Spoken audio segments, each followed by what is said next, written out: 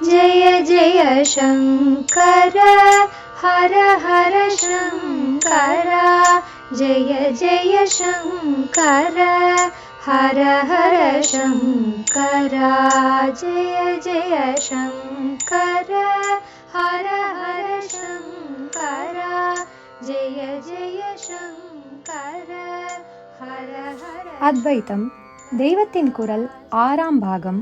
அத்வைத சாதனை, நிர்குண சகுண பக்திகள்.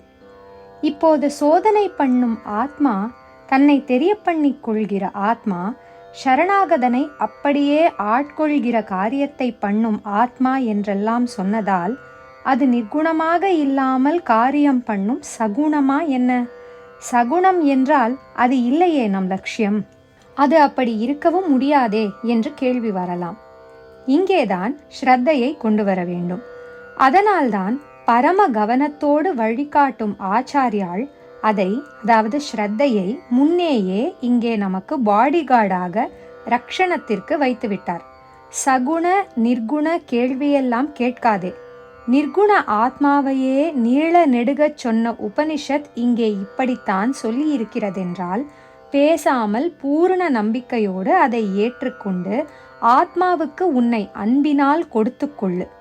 அப்புறம் அது நிர்குணத்தில்தான் உன்னை சேர்கிறது என்றே அத்தனை உபனிஷத்துக்களும் சொல்வதால் இங்கே ஸ்ரத்தையின் மேலேயே போ என்று தனக்குத்தானே எடுத்துச் சொல்லிக் கொண்டு அந்தப்படி நம்பி பண்ணணும்.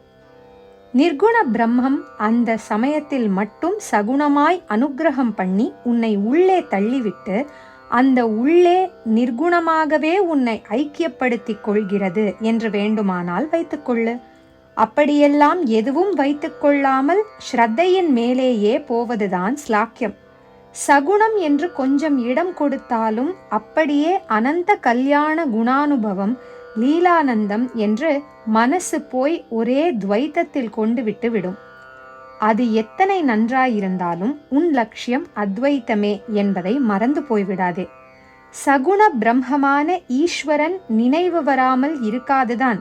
நினைப்பு என்று ஒன்று இருந்து கொண்டிருக்கும் வரையில் நல்லதாக ஏதாவது எண்ணும் போது அத்தனை நல்லதுகளையும் சேர்த்து வைத்த ஈஸ்வரன் என்பவனை பற்றி எப்படி நினைக்காமல் இருக்க முடியும்?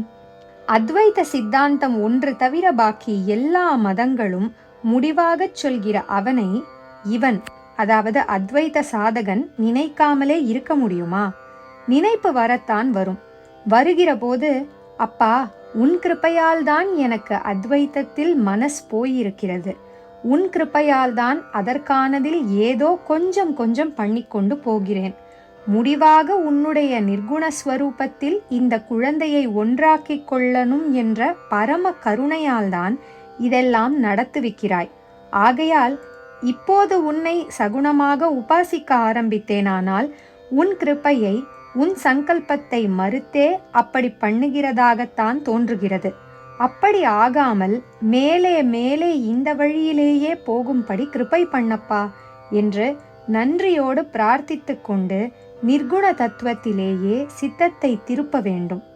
நன்றி, அது ரொம்ப முக்கியம். நம்மை பரம உத்தமமான அத்வைத்தத்தில் செலுத்தி இருப்பது அவனே என்ற நன்றியில் உண்டாகிற இந்த பக்தி அப்பப்போ எழும்புமானாலும் கூட எழும்புகிற அதை கொஞ்சம் காலமே நாம் மெயின்டைன் பண்ணிவிட்டு நம் வழிக்குத்தான் திரும்பணுமானாலும் கூட ஆரம்பத்தில் சித்த ஐகாக்கிரியத்திற்காக செய்த அத்தனை பக்தி உபாசனையும் இதற்கு உரை போட காணாது. பக்தி என்றே விடாமல் பண்ணிக்கொண்டு போன அப்போது அது ஒரு ரொட்டீன் மாதிரி சாரவத்தாக, அதாவது சாரம் நிரம்பியதாக இல்லாமலும் அநேக சமயத்தில் போயிருக்கும். இப்போது ஞான வழியில் போகிற போது மாறுதலாக சட்டென்று ஒரு பக்தி, அதுவும் நன்றியோடு கூட பீறிக்கொண்டு வரும்போது அது க்ஷணமே இருந்தாலும் சாரசாரமாக இருக்கும். லட்சியம் நிர்குணமானதால் இதில் இருந்தும் அதில்தான் சித்தத்தை திருப்ப வேண்டும். இருந்தாலும் ஒரு சகுண மூர்த்தியிடம் அன்பு செலுத்தினால் தேவலை என்று ஆரம்ப கட்டத்தில் அடி ஆரம்பமில்லை, இந்த பக்குவ திசையின் ஆரம்பத்தில் இருந்தால் அதற்குத்தான் குரு இருக்கிறாரே, அவரிடம் பக்தியை கொட்டு, உன்னையே கொடு, அவர் உன்னை நிர்குணத்திடம் அன்பு பாராட்டும்படி தூக்கிவிட்டு விடுவார். பிரசாதேன குரோஹோ சேயம் பிரவருத்தா சூயத்தே பலம் என்று ஆச்சாரியாலே சொல்லியிருப்பதை பார்த்தோமே. அன்பு என்பது என்ன? அப்படியே போய் பற்றி கொள்வதுதானே. ஆனால் பற்றி கொள்ளப்படும் வஸ்துவை நம் உடைமையாக்கிக் கொள்வதற்காக இல்லை, நம்மை அது உடைமையாக எடுத்துக்கொள்ள வேண்டும் என்ற தாபத்தோடு கூடின பற்று. தனி நான் சொன்னேனே அகங்காரம் என்று, அது போக வேண்டும் என்ற எண்ணத்தோடு அதற்காகவே எந்த ஒன்றிடம் வைக்கும் விடாத பற்றும் அன்புதான், பக்திதான். அன்பு பக்தி என்பது ஒன்றிலேயே ஆழ ஈடுபடுவதுதான் என்பதற்காக செஸ்ஸில் கிரிக்கெட்டில் ஒரே ஈடுபாடு, பிப்ளியோஃபைல் புஸ்தகப்பித்து என்று அப்படி ஒரே ஈடுபாடு என்றெல்லாம் இருந்தால் அது அன்பா என்றால் இல்லை. ஏனென்றால் அதெல்லாம் தனி நானின் திருப்திக்காக, அதாவது அதை கொழுக்க பண்ணுவதற்காக ஏற்பட்ட ஈடுபாடுகளாகவே இருக்கின்றன. அப்படி இல்லாமல் ஸ்வயம் என்று ஒன்று சொல்கிறோமே, அதற்கு ஆகாரம் போடுவதில் ஈடுபாடாக இல்லாமல் அந்த ஸ்வயத்தையே ஆகாரமாக கொடுப்பதற்காக காட்டும் ஈடுபாடுதான் அன்பு, பக்தி. ஆத்மாவை வரிக்கணும் என்றேன். அந்த ஸ்வயம்வரம் இப்படி இருக்கிறது. வரன் மட்டுமே வதூவை ஆகாரம் பண்ணிவிட்டு நிற்பதற்கான ஸ்வயம்வரம்.